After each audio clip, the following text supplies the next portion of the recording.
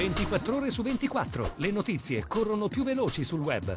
Guarda le ultime news sulle web TV di TG Italia, TV Veneto e tvverona.com. Connettiti con Industria e Finanza, la cronaca del Veneto e la cronaca di Verona.com.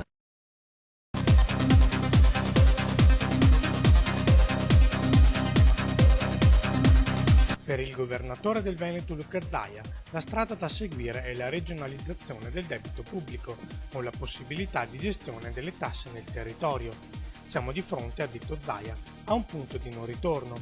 Vogliamo dire al commissario liquidatore Mario Monti che c'è una soluzione, che è quella di pensare che i veneti sono disponibili a portarsi a casa le loro parti di debito pubblico, anche se non sono stati loro a generarlo.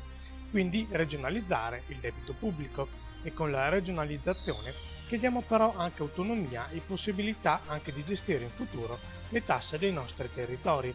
Io penso che le soluzioni siano due, federalismo estremo e autonomia, e questo governo ha dimostrato di non volerlo applicare. Allora l'altra soluzione unica è quella di regionalizzare il debito e poi ognuno si arrangia per conto proprio.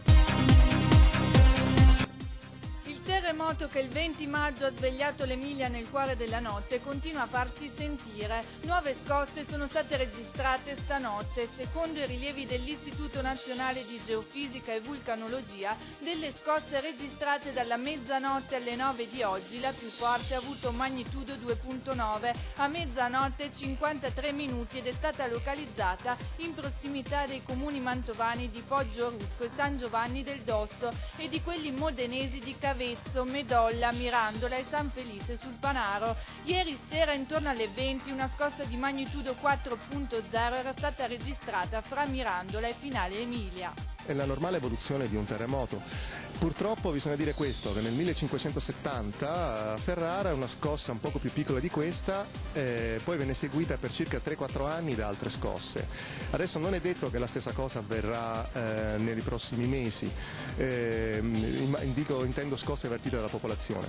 Non è detto, però siamo in una zona molto vicina a quella del terremoto appunto del 20 maggio, quindi può darsi che sarà una sciame, diciamo una sequenza che potrebbe andare avanti per mesi e mesi. Non è sorprendente che un terremoto abbia colpito lì, quello che è sorprendente in parte è l'energia liberata da questo terremoto perché è più grande di quella che si pensava di almeno un paio di volte. Il terremoto deve fare paura e dobbiamo proteggerci costruendo in maniera sensata. Finora i territori della pianura veneta come il Polesine, la bassa padovana e anche il veneziano erano considerati a limitato rischio sismico. L'Ordine dei Geologi del Veneto sta procedendo per aggiornare le mappe sismiche in regione. Una strada qualcuno pensa che se la fa con la bacchetta magica. Infatti un applauso lo voglio chiedere per tutti gli espropriati, perché non dobbiamo dimenticarci che dove passa una strada c'è una ferita nel territorio. Per tutti quelli comunque che hanno accettato questa ferita. Per tutti quelli che comunque questa mattina entrando qui mi hanno detto noi siamo quelli che volevano la strada. Direi che questo è un segno di nobiltà per una comunità come il Veneto.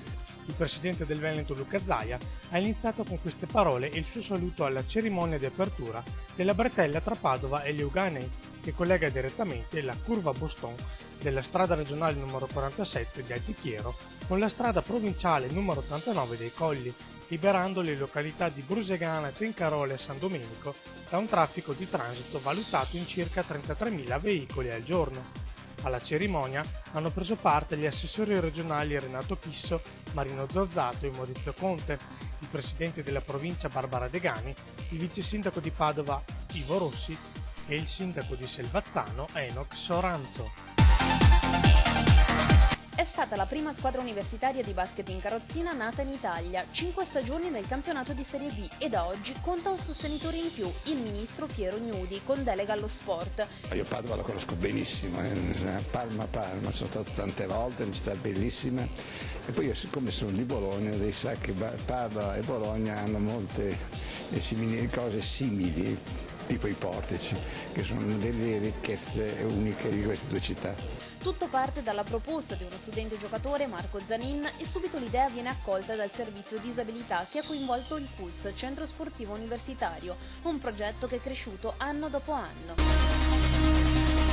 La catena della solidarietà coinvolge anche Padova. L'amministrazione comunale si stringe attorno a tutte le famiglie coinvolte nel terremoto che la scorsa settimana si è abbattuto in Emilia-Romagna, provocando ingenti danni alle abitazioni e al patrimonio artistico. Chiediamo ai cittadini padovani di essere generosi e di aiutare le popolazioni e le amministrazioni che sono state colpite da questo sisma. Inizialmente sembrava una cosa meno grave e meno distruttiva di quanto poi abbiamo potuto constatare, quindi la situazione è molto preoccupante, ci sono migliaia di persone che rischiano di perdere il posto di lavoro, monumenti importanti che sono stati danneggiati, famiglie in grande difficoltà, ed è giusto che scatti quella solidarietà che c'è sempre stata con popolazioni italiane quando hanno subito un danno, è il danno dell'alluvione o il danno, come in questo caso, di un terremoto. L'abbiamo fatto anche per l'Aquila, lo facciamo volentieri anche per i nostri vicini emiliani.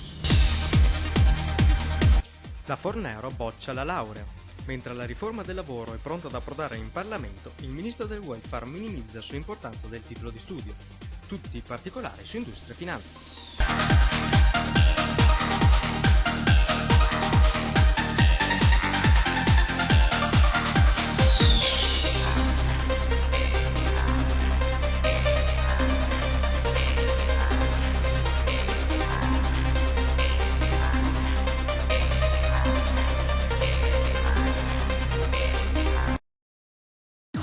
Ore su 24, le notizie corrono più veloci sul web.